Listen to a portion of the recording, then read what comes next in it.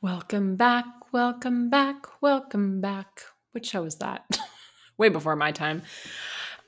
We are back with another episode of the Digital Business Evolution podcast, and I'm so excited to be chatting today all about one-on-one containers. So this question comes up a lot in my coaching containers. Jess, what should I do with one-on-one clients? How should I set it up? What should the container look like? What do you do? How do you create boundaries? And so we are chatting all things one-on-ones today. Now, I am a huge advocate for group coaching programs. I'm obsessed with group coaching. I've done podcast episodes on group coaching. I teach it. I love it. I live it. I breathe it.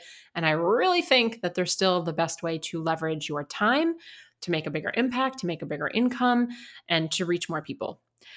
However, there is always an opportunity for one-on-one. Now, if you don't want to do one-on-ones in your business, you don't have to. You don't have to do anything you don't want. I don't believe that you need to start with one-on-ones. There are a lot of coaches who say you have to start building your one-on-one clientele first before you can do group programs. I disagree. I wholeheartedly disagree. In fact, I think it's a better place oftentimes to start with a group program. And if you want to do one-on-ones, you can do that maybe later. It could be an upsell. It could be an afterthought. It could be a continuation.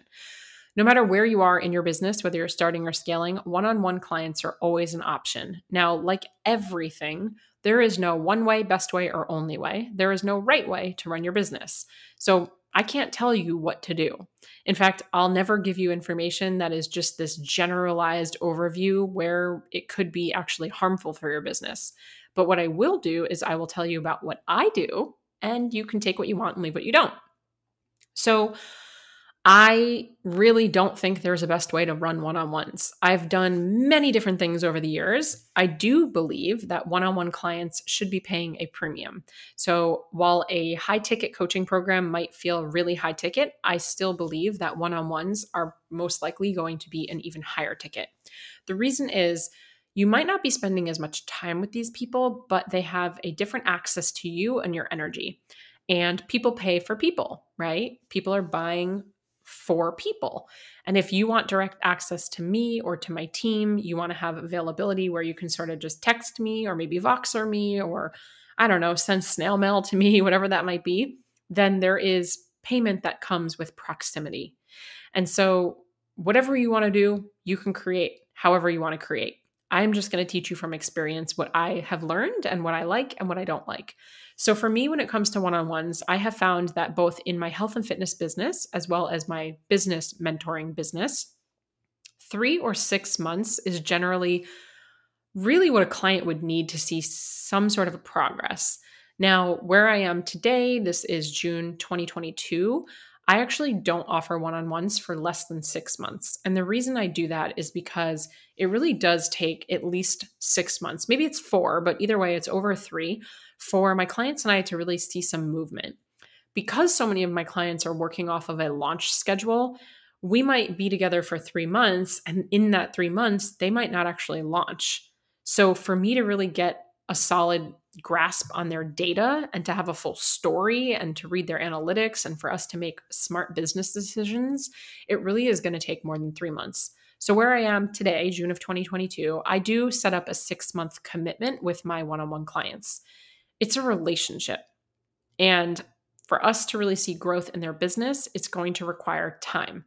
Now, I work with a ton of health and fitness professionals. We work with every industry. We've got accountants and hairdressers. We've got real estate people. We've got professional athletes. You name it. We've got lawyers. We have helped so many different people, human design experts. I mean, the list goes on. We've worked with over 150 niches. And I will say that majority of any niche feels that they need like 3 months to see progress.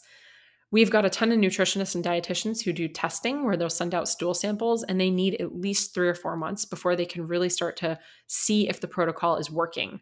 You know, a lawyer or an accountant, there's seasons in those businesses.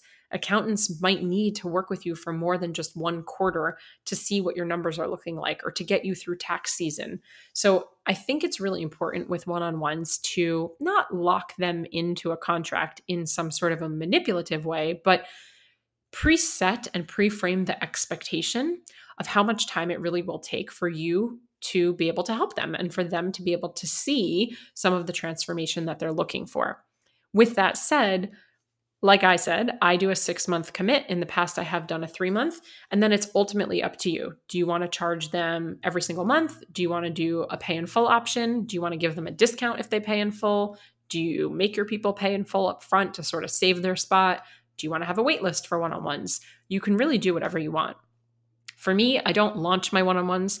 I will occasionally, maybe once a year, if I have a space for a one-on-one, I'll get on Instagram stories and I'll say, hey, I have an opening. This is what it looks like. I'm pretty upfront about my investment because I don't want to have conversations with people that aren't the right fit. Not that I don't want to have conversations with them, but I don't want someone's expectation to be completely off. So if I am going to put it up on Instagram stories and say, I've got space available, I usually say right up front that this is a multiple 5-figure investment. This is a 6-month commit. And for me, where I am in my business right now, I don't take any new entrepreneurs on as one-on-ones. In the past, I have, but I don't anymore. So for me, I'm really looking to work with people that already have a business. They have proof of concept. They have got clients. They've got revenue, and most likely they're looking to scale. Now, as for the deliverables in that container, again, you do whatever you want. The most important thing here is that you're creating your business around your life. Not your life, around your business. So if you hate Zoom, don't offer Zoom calls. If you don't want to do weekends, don't offer availability on weekends. You get to create the container and you get to call the shots. And so for me, my one-on-ones, we, as of right now, are doing every other week. We do a call. I love Zoom. I don't love sitting around behind the computer all the time, but I love Zoom. I love being able to see my clients. I love being able to screen share. I just like the relationship that it builds. So every other week we do a Zoom call. We also have a Google Drive folder where inside their folder, every time we do a call, we put the recordings in there. We'll put notes in there. If I'm going to share anything with them, documents, spreadsheets, all of that will go in there. And then depending on the clients, we've played with things like Voxer or text messaging, where in between the calls, they can also get support. The biggest thing that you need, and the other thing that they do is they get my programs, right? So we have a couple different programs. Our signature program, Empower. One-on-one clients will be gifted that if they haven't already gone through that, as well as some of the other programs we have. Depending on the level of support and what their desired transformation is, they might even have access to my team, which is invaluable. Like, it's absolutely incredible. The thing that you need to really start with are a couple different questions. So when you're thinking about setting up some one-on-ones, it's what does the client want and need? What are your boundaries? What is your capacity? What lights them up? What lights you up? What is the transformation that they're looking for? What's the value of the transformation that they're looking for? And then what is required for you to get them the transformation? What type of work, what type of time, what type of resources, what type of deliverables, what is required for you to fulfill on that transformation? When you know these questions, then you can reverse engineer how are you going to put this container together? Because at the end of the day, you also can change what your setup looks like. One client can have a completely different deliverable and contract than another client that you have. Some clients might only want one check-in a month. They're so busy doing whatever it is they're doing that they actually don't want a ton of time. Some clients might not want to speak to you in between calls. They might not want calls at all. They might only want something like Voxer, which is a messaging app. So it really is a conversation between you and the client and figuring out what is best for you and the client. Now, I will always start with myself first.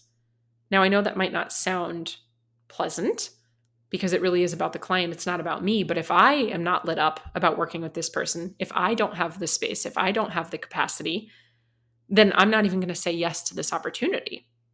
So yes, I want to know what they want, what they need, what's their desired transformation, what's the value of it, what are they hoping for? But also, if I'm not in alignment, if I'm not ready, if I'm not set up, then the conversation shouldn't even be happening.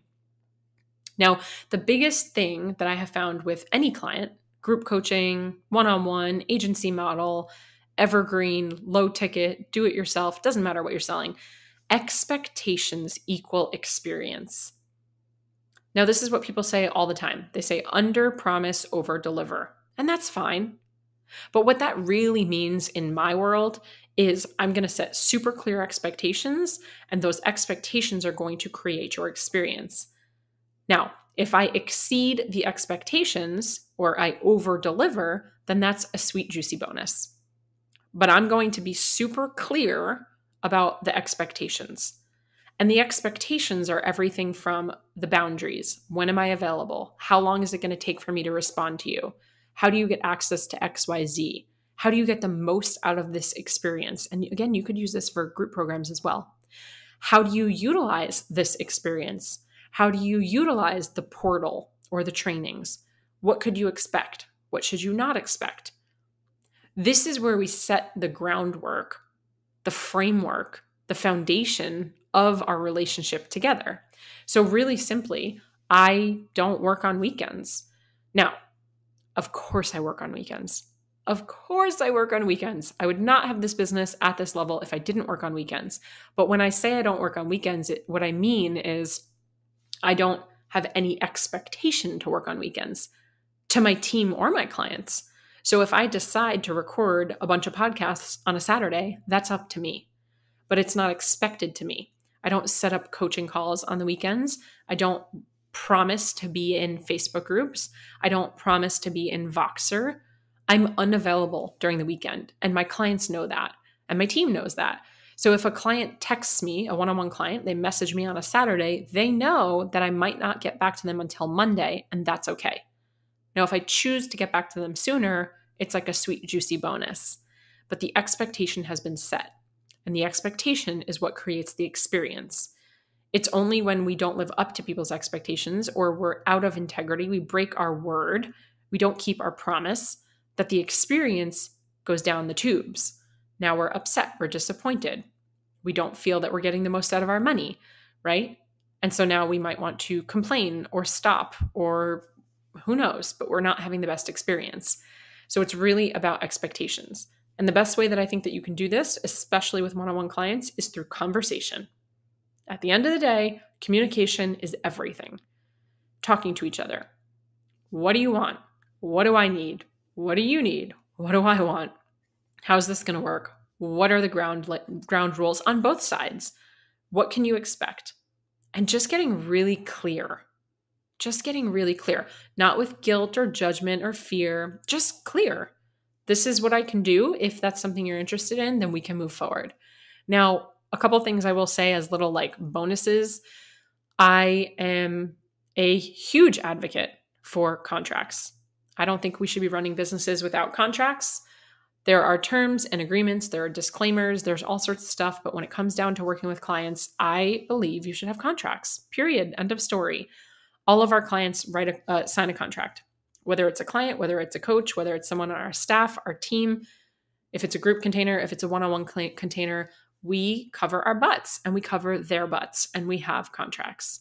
So a contract goes out, client signs the contract. It's super clear about the expectations as well as having other information in there. Now, the contracts that we use all come from the Legalpreneur, which is Andrea Sager's legal membership site. And she's got a ton of contracts in there that you can go in if you're in the coaching space, service-based provider. And she's literally got bundles of contracts that are super affordable that you can go in and you can just purchase contracts and they'll cover your butt. Everything from there's NDAs, there's copyright stuff in there, there's anything that you need depending on what type of coaching you're doing. So shout out to Andrea. She has helped us with all of our contracts, but our one-on-one clients get a contract. They also get an onboarding form, just like all of our other group coaching program clients. So in their onboarding, we're taking their basic information. We're taking their address, their birthday. We love to send birthday gifts. And we're just taking down basic intake form information. Where are they at? What are they struggling with? What do they want to work on? What's their desired outcome by the end of our time together? What's their Instagram handle? What's their email? Just the basics that we have everything in a chart neatly organized together. We also choose to do give back as well as welcome gifts. That's just a choice. So for every client that comes through any of our containers or one-on-one coaching, we give education to one student overseas for 1 year of schooling. So we do a 1-to-1. Every one client that comes in, we donate education for 1 year over through Pencils of Promise. And that's just something that we like to do. That's part of our mission. That's part of our impact. That's part of our give back. We also send our one-to-one clients welcome gifts. So with the onboarding form, not only do we get the information like where do they live, but we get triggered. Everything's automated in our business. We get triggered that they filled it out, and we get a notification so that we can mail them out a little welcome box. And we just love gift giving. So you don't have to do that, but we think it's a really nice touch, especially for something like one-on-one, which is going to be a longer relationship. For us, it's 6 months, and it's much higher ticket. So we just think it's something really nice to do. We'll also make sure that everything is automated if we need to send our client any sort of reminder, or if they need to be part of any other program or in any other Facebook group or get any text messages. Anything that needs to go down happens right away once the payment goes through. So I hope this was helpful. I'm not telling you what to do, but my goodness, there are so many options. You can go as laid back as you want, and you can make it as structured as you want. There's no right way or best way. I am a huge advocate for putting some sort of monthly commitment instead of just doing month to month if people want to drop off whenever they want. I would love to see, if you were my client, some sort of a maybe 3-month commit, 5-month commit, 10-month commit, something, right? Like I said, we do 3 and 6-month commit. You could do regular phone call, you could do Zoom, you could record them, you could not. You could have a Google Drive, you could have a Dropbox, you could have nothing. You could give them access to other programs or not. You could communicate through Voxer or WhatsApp or Marco Polo or texting, whatever that might be. The most important thing here is, what does the client want and need? What are your boundaries and capacity? What lights the two of you up, separately and together? What is the transformation that they desire? What's the value of the transformation? And then what is required for you to get them the transformation? And then putting a bow on everything, make sure that you have your expectations laid out, because your expectations will create their experience. And there you have it. You don't need to complicate it. You don't need to launch it. It doesn't need to be a big to-do. Just let people know that you have spots available, and there's no pressure. You don't have to have one-on-ones. You don't have to have them first. You don't have to have them second. Whatever you're doing in your business is perfect. It is perfect. It is your own journey through evolution, and it will change over time. So, as always, cheers to your evolution.